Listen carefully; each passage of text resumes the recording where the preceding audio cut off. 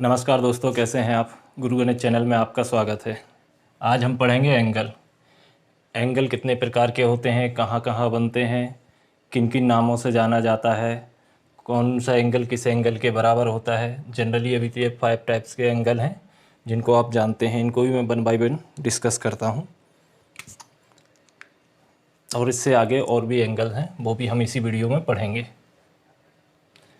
सबसे पहले है एक्यूट एंगल। एक्यूट एंगल जो होता है इसको हिंदी में बोलते हैं न्यून कोण। न्यून कोण लेस देन 90 डिग्री, 90 डिग्री से जो कम का होता है वो होता है हमारा एक्यूट एंगल। लेकिन सबसे पहले तो यही जानना पड़ेगा कि एंगल होता क्या, बनता कैसे कैसे है।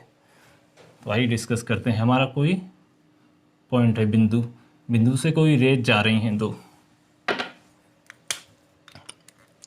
जैसे कि ये एक केंद्र है, यहाँ से एक रेज इधर को जा रही है और एक इधर को जा रही है, और इसके बीच में जो ये जगह है यही तुम्हारा एंगल होता है।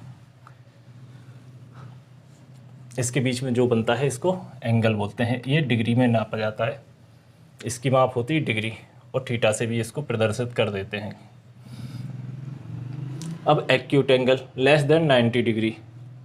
न्यून कोण जो होता है 90 डिग्री का एंगल होता है। जैसे ये 90 डिग्री का होता है एकदम परपेंडिकुलर, मतलब ये लाइन भी सीधी जाएगी और दूसरा बेस लाइन रहेगी वो भी सीधी जाएगी, तब हमारा होगा राइट एंगल।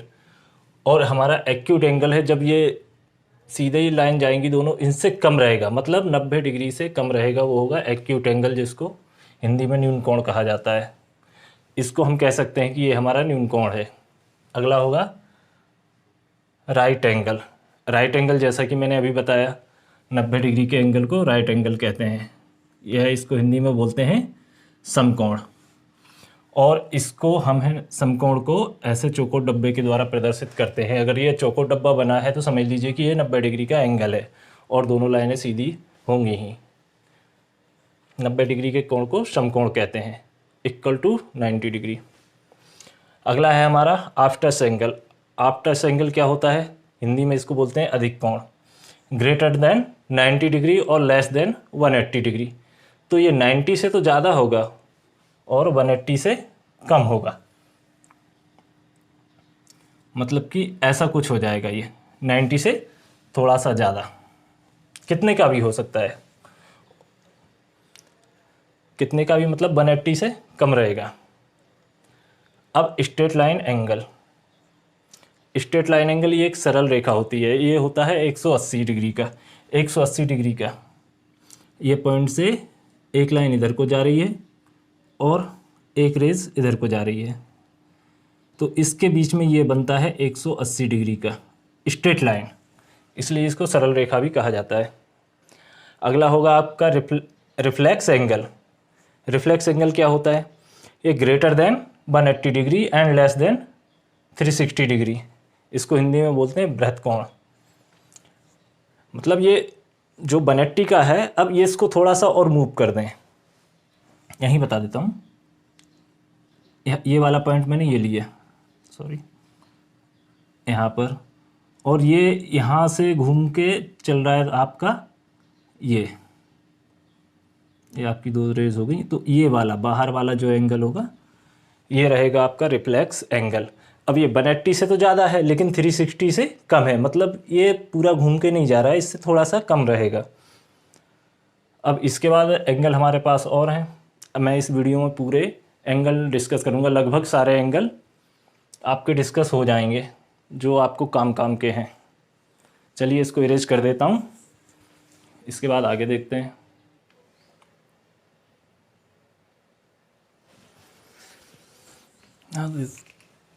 हाँ तो दोस्तों, अब देखते हैं हम पेयर ऑफ एंगल।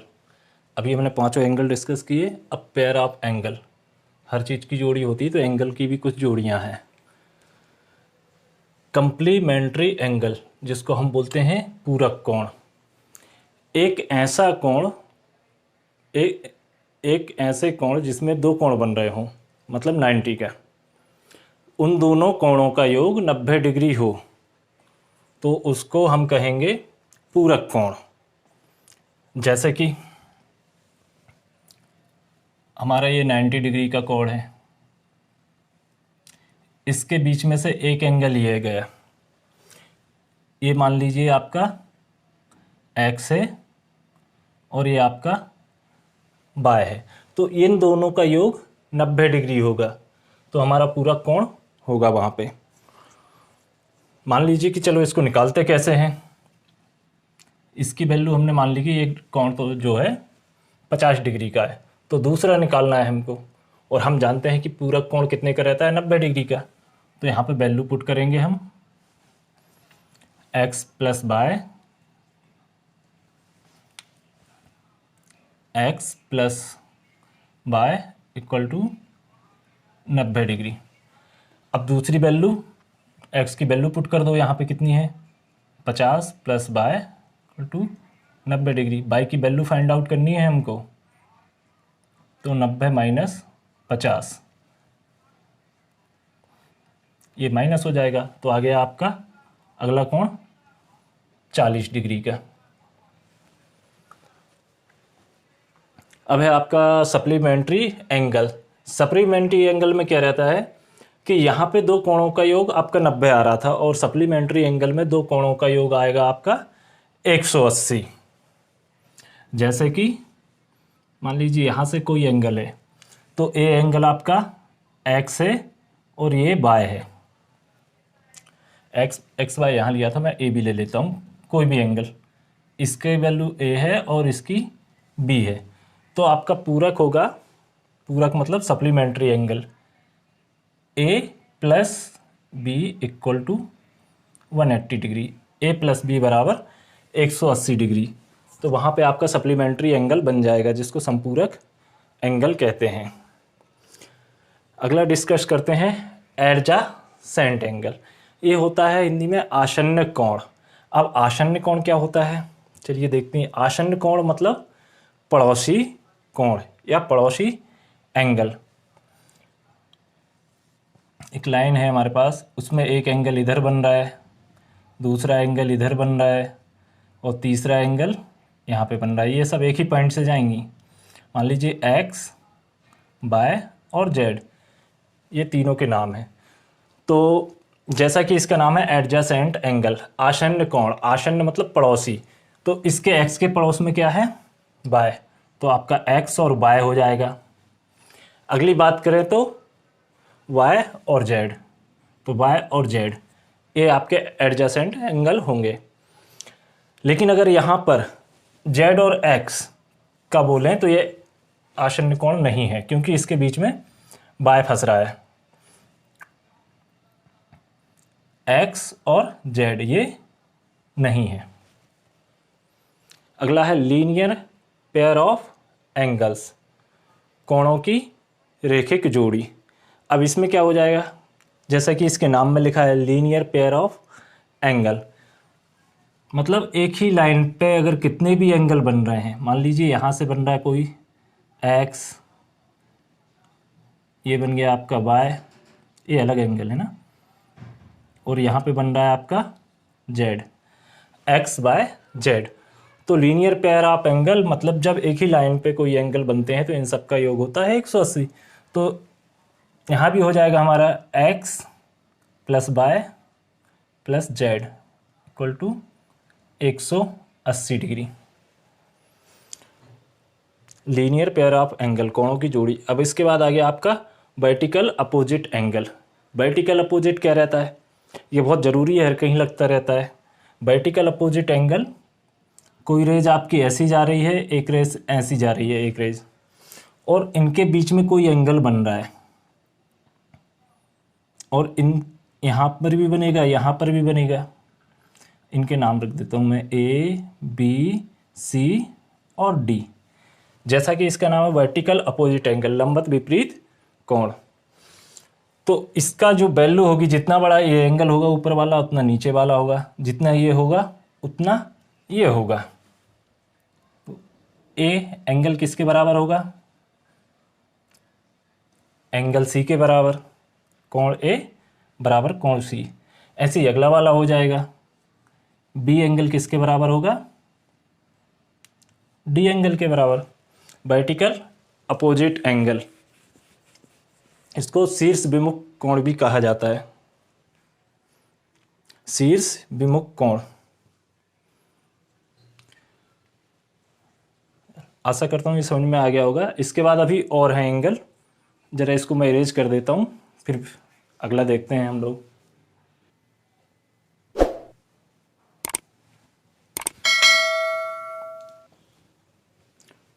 अब हम पढ़ेंगे संगत कोण क्या होता है, एकांतर आंतरिक कोण क्या होता है। मतलब एकांतर कोण जो है वो आंतरिक भी होता है और बाह्य कोण भी होता है। सह आंतरिक कोण को इंटीरियर एंगल। अब एक एक से इनको डिस्कस करेंगे, कहाँ बनते हैं, कैसे बनते हैं, कौन कौन से होते हैं, ये सब चीज़ पढ़ेंगे। अब देखिए कि हमारे पास दो पैरेलल लाइन है, एम और एन पैरेलल हैं। पैरेलल हैं मतलब ये एक दूसरे को कभी नहीं काटेंगी। मतलब जितनी दूरी इसकी जितनी दूरी इनकी यहाँ पर है उतनी दूरी ही इनकी यहाँ पर होगी। मतलब दोनों एंडों पे, सिरों पे समान दूरियां होंगी, तो ये लाइनें पैरेलल होंगी। जब इस केस में हम देखेंगे कि एक इंक्लाइन लाइन, तिर्यक रेखा एल इनको काट रही है, तो इनके बीच में कुछ एंगल बनेंगे। चलिए बना देता हूँ। मान लीजिए 1 2 3 4 5 6 7 और ये वाला 8। अब ये जो 8 एंगल बन रहे हैं इनको किस किस नाम से जाना जाता है वो एक एक डिस्कस करेंगे। और ये केस समांतर लाइनों के बीच में एक तिर्यक लाइन का है, दो पैरेलल लाइन है और एल इंक्लाइंड लाइन है, एम समांतर एन। समांतर का साइन ये रहा। सबसे पहले देखते हैं हम करेस्पॉन्डिंग एंगल्स, संगत कोण। अब संगत कोण इसमें कौन से होंगे, तो इसमें हम देख रहे हैं कि संगत कोण, तो ऐसी लाइन गई है, जब ये संगत है तो इसके संगत कौन सा है, ये वाला दिख रहा है। तो यहाँ पे लिख देते हैं हम एंगल 1 बराबर एंगल 5। क्लियर हुआ। संगत मतलब ये वाला इसके साथ में ये वाला दिख रहा है। अगला कौन सा लें, अगर 2 लें तो 2 कौन सा हो जाएगा, 6 के बराबर।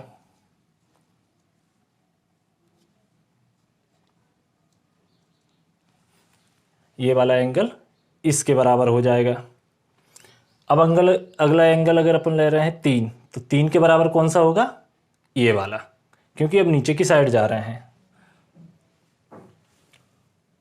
कोण 3 बराबर 7। ऐसे ही हमारा लास्ट वाला बच रहा है, तो चौथा एंगल 8वें एंगल के बराबर होगा। ये है हमारे संगत कोण, मतलब एक दूसरे के जो साथ में रहते हैं। जितना 1 होगा उतना बड़ा 5 होगा, 2 होगा उतना 6 होगा, जितना 3 होगा उतना 7 होगा, जितना 4 होगा उतना 8 होगा। ये आपस में बराबर होते हैं। चलिए अगला देखते हैं।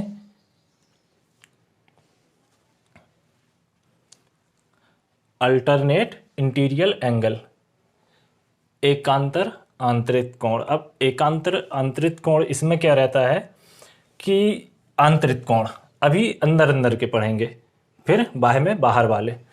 तो इसमें एक जेड बनता है, जैसे ये जेड बन रहा है तो ये वाला कोण इस कोण के बराबर होगा।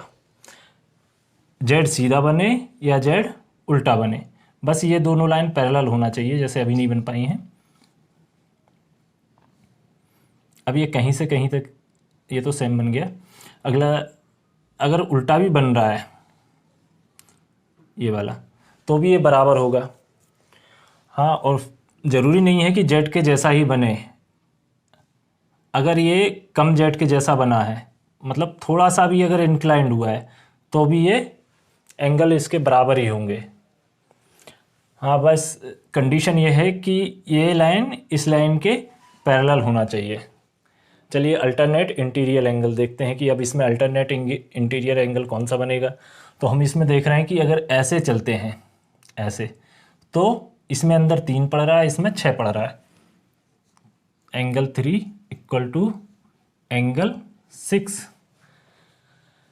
और अगर उल्टा बनाएंगे तो उल्टे जेड में क्या बनेगा हमारा, हाँ, एंगल 4 बराबर एंगल 5।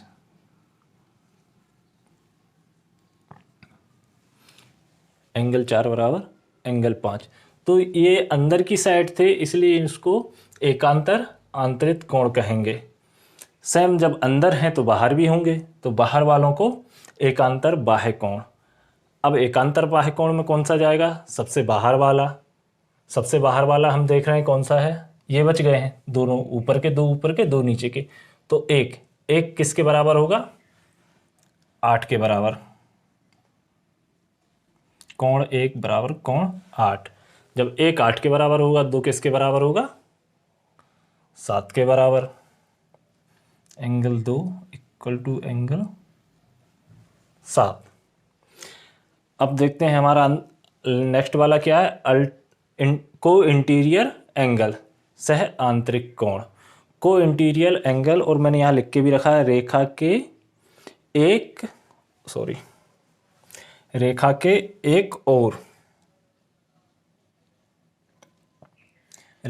एक और बनने वाले कोण। मेरा मार्कर भी नहीं चल रहा। तो रेखा के एक और बनने वाले कोण को इंटीरियर एंगल से आंतरिक कोण, और रेखा के एक और बनने वाले, मतलब हमारी ये जो रेखा गई है इंक्लाइंड रेखा, इसके एक ही साइड बनने वाले। तो इसमें देखते हैं हमारा कौन सा, ये वाली रेखा के 4 और 6 बन रहा है, 3 और 5 बन रहा है। तो इसके लिए कौन सा रहेगा हमारा एक angle, angle 3 plus angle 5 equal to हमारा हो जाएगा 180 डिग्री। इसका क्या मतलब हुआ कि जो रेखा के एक ही और जो कोण बनते हैं, इन दोनों का योग 180 होता है, उसको बोलते हैं को इंटीरियर एंगल से आंतरिक कोण। तो सेम इसी कंडीशन में आपके अपोजिट साइड वाले भी बनेंगे, मतलब कोण 4 angle 4 plus angle 6 equal to 180 degree. हमारे एंगल लगभग हमने सारे पढ़ लिए हैं, लगभग जो यूज होते हैं वो सब एंगल हमने एक के बाद एक डिस्कस किए हैं। तो दोस्तों, वीडियो को लाइक शेयर और कमेंट करना ना भूलें। Thank you for watching the video. जय हिंद, जय भारत।